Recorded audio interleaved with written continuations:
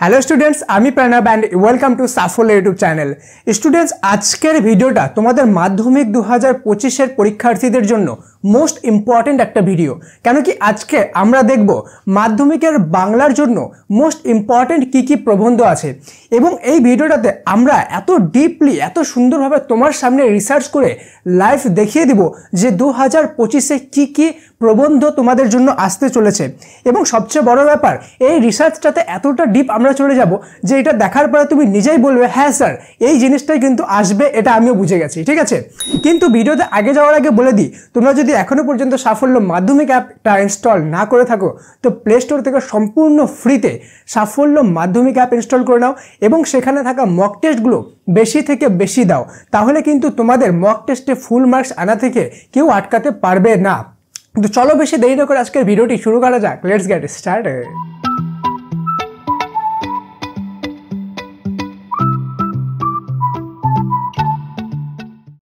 তো স্টুডেন্টস, যখন আমরা প্রবন্ধ রচনার কথা বলছি, তো প্রবন্ধ রচনা তোমরা যদি বিভিন্ন বুকসে দেখো, এত প্রচুর পরিমাণে প্রবন্ধ দিয়ে দেয় যে সেগুলো মুখস্থ করা পসিবলই না।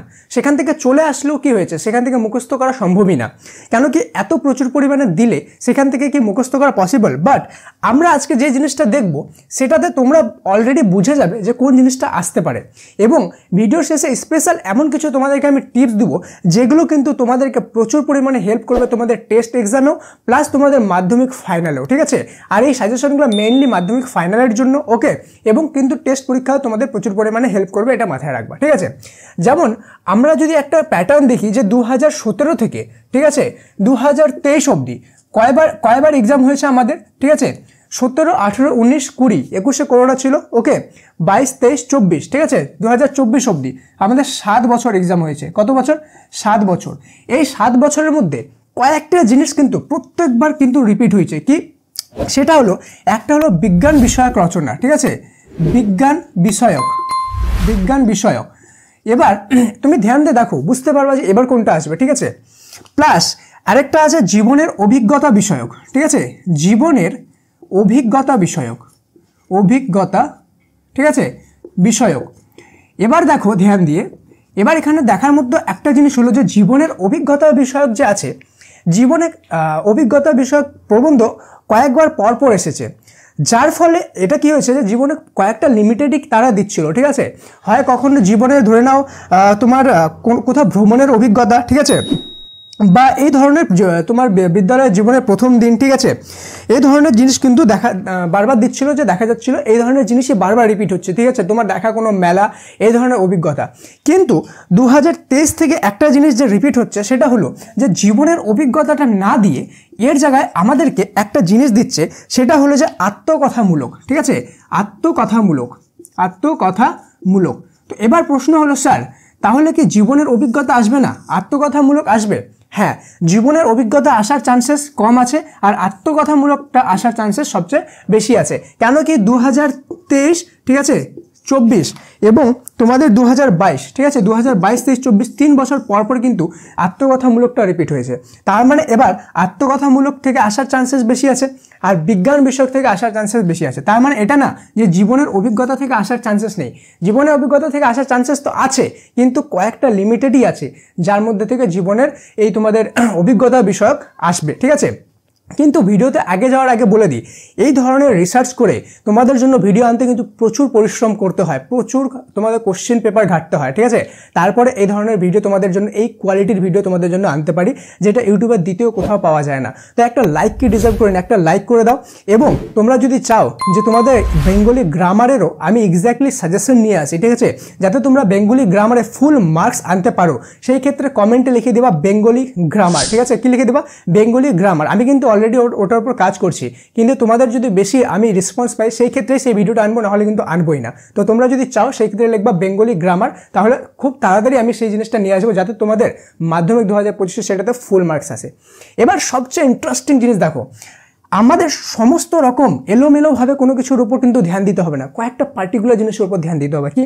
যেমন বিজ্ঞান বিষয়ক, জীবনের অভিজ্ঞতা বিষয়ক, আত্মকথামূলক বিষয়ক, তো ঠিক আছে, কিন্তু এবার সবচেয়ে ইন্টারেস্টিং একটা জিনিস বলি, ভালোভাবে বসে নাও। ঠিক আছে, ভালোভাবে বসো এবং ধ্যান দিয়ে শোনো। 2017 থেকে 2024 অবধি, 21 ছাড়ে, ঠিক আছে, করোনা ছিল, এই 7 বছরে যেগুলো যেগুলো আমাদের প্রবন্ধ এসেছে সেগুলো একবারও রিপিট হয়নি। কি বললাম? একবারও রিপিট হয়নি। তার মানে এখান থেকে সাজেশন দেওয়া কি কঠিন? তোমরা হয়তো এটা ভাবছো যে স্যার যেহেতু রিপিট হয়নি তাহলে আমরা বুঝবো কী করে কোনটা আসবে, কিন্তু এর আরেকটা অন্য দিক আছে যেটা তোমরা বুঝতে পারছো না।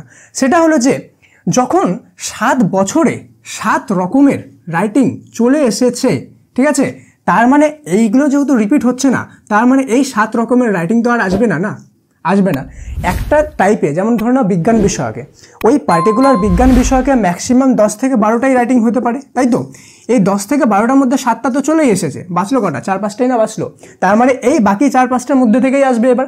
কেন কি বিজ্ঞান বিষয় কত রকম হতে পারে, কি কি বলতে পারে বা কি কি বানাতে পারে, কয়েকটা লিমিটেডই জিনিস আছে যেটা তোমাদেরকে দিতে পারবে, ঠিক আছে?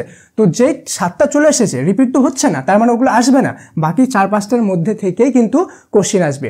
এবার আমরা পার্টিকুলার টাইপ অনুযায়ী দেখে নেব বিজ্ঞান বিষয় থেকে কি কি ইম্পর্টেন্ট আছে, ঠিক আছে, জীবনের অভিজ্ঞতা থেকে কি কি আছে, আর আত্মকথামূলক থেকে কি কি আছে। আর এই ভিডিওটা কিন্তু শেয়ার করতে ভুলবে না, তোমাদের সমস্ত হোয়াটসঅ্যাপ গ্রুপের সমস্ত জায়গায় ভিডিওটা একদম ছড়িয়ে দাও, যাতে সবার কিন্তু এটা থেকে হেল্প হয় এবং সবাই কিন্তু ভালো মার্কস আনতে পারে, ঠিক আছে? তো চলো দেখে নিই পার্টিকুলার কোন কোন টপিক থেকে কোন কোন ইম্পর্টেন্ট প্রবন্ধ এবার আমাদের মাধ্যমিক 2025-এর জন্য এবং টেস্ট পরীক্ষার জন্য ইম্পর্টেন্ট আছে।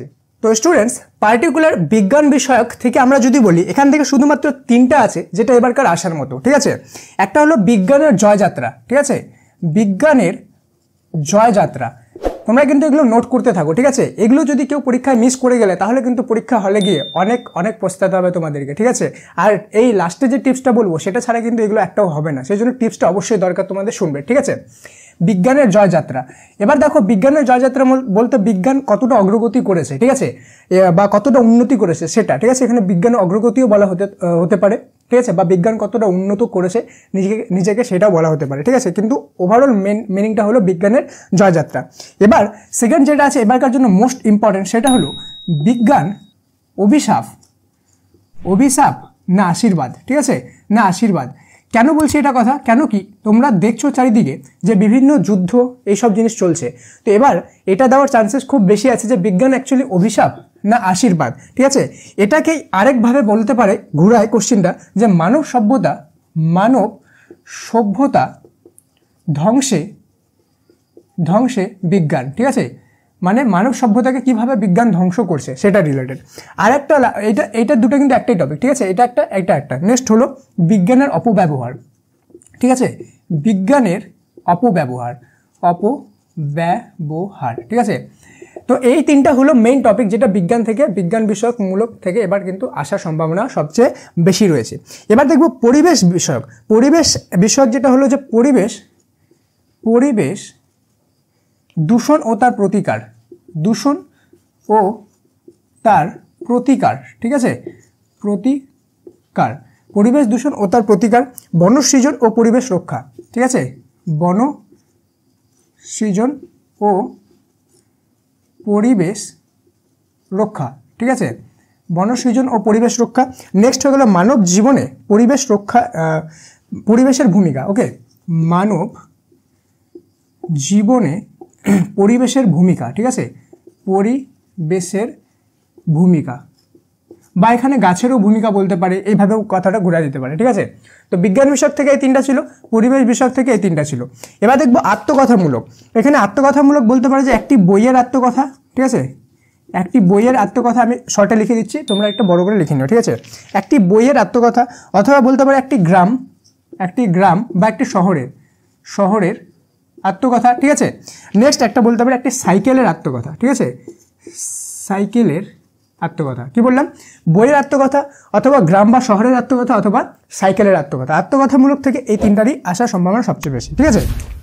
এবার দেখবো যে অভিজ্ঞতা বিষয়ক, ঠিক আছে, অভিজ্ঞতা বিষয়কটা আমরা যেভাবে দেখলাম যে এটার চান্সেস কিন্তু কম আছে, আত্মকথামূলক আসার চান্সেস বেশি আছে, সেই হিসাবেই কিন্তু করবে এটা, ঠিক আছে? অভিজ্ঞতা থেকে যেটা আছে যে তোমার জীবনের লক্ষ্য, ঠিক আছে, তোমার জীবনের লক্ষ্য, ঠিক আছে, এটা হয়ে গেল 1 নাম্বার। নেক্সট হয়ে গেল এটা, এই যে নেক্সট দিচ্ছি এটা আমি কিন্তু একটা নমুনা প্রশ্নপত্র থেকে উঠিয়ে নিয়েছি, ঠিক আছে? তো এটাকে একটু নোটিশে রাখবে ভালোভাবে, এটা আসার চান্সেস খুব রয়েছে, ঠিক আছে? একটি প্রসিদ্ধ ঐতিহাসিক স্থানে প্রসিদ্ধ, ঠিক আছে, ঐতিহাসিক, এটা আমি দাগ দিয়ে দিচ্ছি, ঠিক আছে, ঐতিহাসিক স্থানে ভ্রমণের অভিজ্ঞতা, ঠিক আছে, ভ্রমণের অভিজ্ঞতা, কি বললাম যে একটা প্রসিদ্ধ ঐতিহাসিক স্থানে ভ্রমণের অভিজ্ঞতা। এর আগে একটা এসে গেছে, সেটা হলো যে একটি তোমার ভ্রমণের অভিজ্ঞতা যে কোনো জায়গায়। এবার যেটা আসতে পারে সেটা হলো যে একটা ঐতিহাসিক, প্রসিদ্ধ ঐতিহাসিক মানে পপুলার যে কোনো একটা হিস্টোরিক্যাল প্লেসে, ঠিক আছে, তোমার ভ্রমণের অভিজ্ঞতা, ঠিক আছে, বা ট্যুর এক্সপিরিয়েন্স, ঠিক আছে। এবার কি আছে, শৈশবে ফেলে আসা দিনগুলি, এই রিলেটেড একটা তোমার অভিজ্ঞতা, ঠিক আছে, শৈশবে ফেলে আসা, ঠিক আছে, দিনগুলি এটা আসার চান্সেসও কিন্তু রয়েছে। এবার লাস্ট যেটা আছে সেটা হলো যে তোমার প্রিয় সাহিত্যিক বা কবি বা লেখক, ঠিক আছে, তোমার প্রিয় সাহিত্যিক, ঠিক আছে, সাহিত্যিক বলতে পারে, অথবা এটাকে কবিও বলে দিতে পারে, অথবা এটাকে লেখকও বলে দিতে পারে, ঠিক আছে। তো এই কটা ছিল আমাদের মোস্ট ইম্পর্টেন্ট। এবার তোমাদেরকে আমি যেভাবে বললাম যে ভিডিও শেষে কিন্তু আমি খুব ইম্পর্টেন্ট একটা টিপস দেবো, যেটা এগুলো তোমাদের সবগুলোকে করতে হেল্প করবে, সেটা হলো, আর যেটা টেস্টেও হেল্প করবে। সেটা বলার আগে বলে দিই, তোমরা যদি এখনও পর্যন্ত সাবস্ক্রাইব না করে থাকো চ্যানেলটা, তাহলে অনেক বড় কিছু মিস করে যাবে তোমরা। কেন কি মাধ্যমিকের আগে তোমাদের জন্য এমন সাজেশন আমি এনে দেবো যেগুলো তোমরা কল্পনাই করতে পারবে না, এবং তোমরা মাধ্যমিক পরীক্ষায় গিয়ে দেখবে ডিট্টো সেগুলোই চলে এসেছে। তো তোমরা যদি সেগুলো মিস না করতে চাও, অবশ্যই সাবস্ক্রাইব করবে, প্লাস বেল আইকনটা অন করবে, নাহলে কিন্তু ভিডিও এসে চলে যাবে, তোমার কাছে কোনো নোটিফিকেশনই পৌঁছাবে না, তুমি বুঝতেই পারবে না, ঠিক আছে। তো সাবস্ক্রাইবটা অবশ্যই করে নাও।